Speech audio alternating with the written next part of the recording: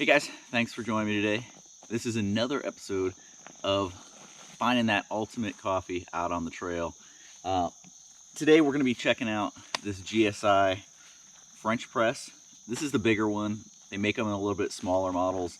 They do a personal one that's pretty much the same as like a smaller mug, but this is a bigger one.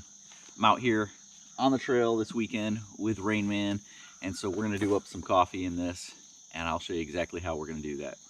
So let's go.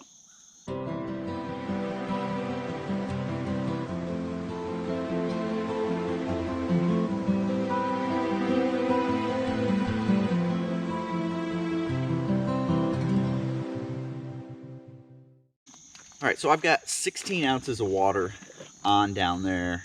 When it comes to a boil, we'll get it in here.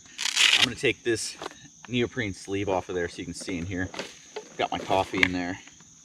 So what you've got is a cylinder that has graduated markings on the side that tells you how many ounces are in there. And then you've got a top that has a little bit of a strainer, and then the plunger, which is the filter for the coffee. So the ratio that we're going to be doing, I've got 32 grams of coffee here. I'll be putting that in.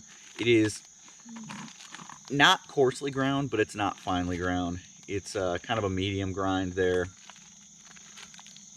Maybe just slightly coarser than drip coffee.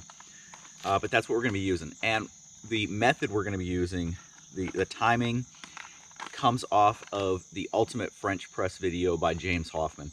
Now, he is definitely a far better coffee person and more educated in this stuff than I am, so I'm taking a little bit of the cues from him. He won World Barista Championship several years back and has been doing videos on coffee for quite a while. So I have used his French press method in the past and really enjoy it.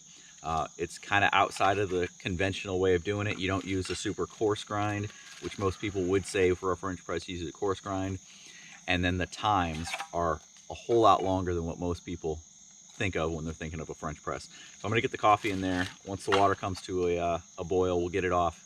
We'll come back and get this going. Okay, so now that we have our water, what we're gonna do is just pour it in. Just straight in, right on top, right with the grounds. Start a timer for 4 minutes and just let it sit.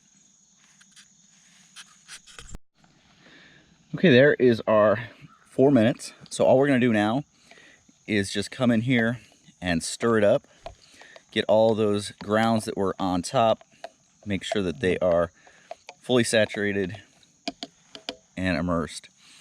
Now we're gonna reset the timer for 5 minutes and let it sit again. All right, there is our 5 minutes. So shut that off. Now at this point, all of the grounds have settled to the bottom, so you don't see anything floating at the top. And so when you put the plunger back on and press it down, you should have very little, if any, resistance, because it's just pushing through the brewed coffee. So you push it down until it hits the grounds and stop there. At this point, it is ready to be poured.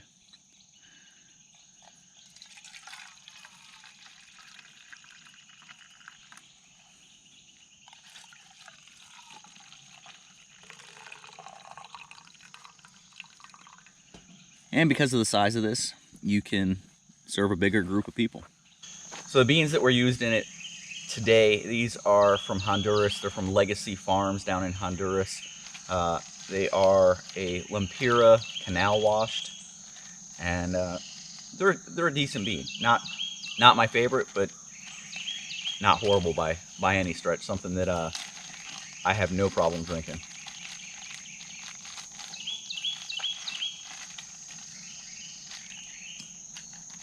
It's a good cup of coffee. I mean, it's not muddy. It's clean.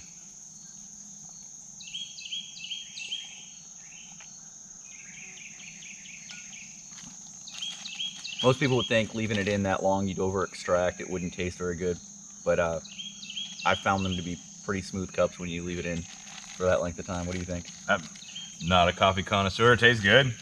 Cool. It tastes way better than any instant coffee.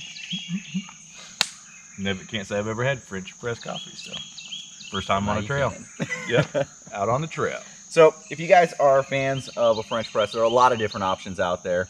All are going to make a similar cup of coffee.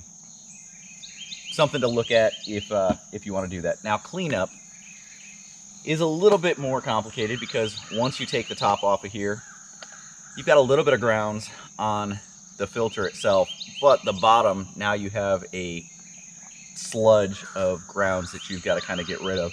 And so it's going to use a little bit more water, and you've got to figure out, are you in a place where you can dispose of them in the wilderness, or are you packing them out with you? Because these are still pretty wet. Even though you've plunged this all the way down, a lot of water stays in with the grounds, and so you're packing out a lot heavier grounds than you would with some of the other methods that you can do. So something else to consider. But it's another viable option for good brewed coffee out on the trail. That's good. I'll see you guys down the trail.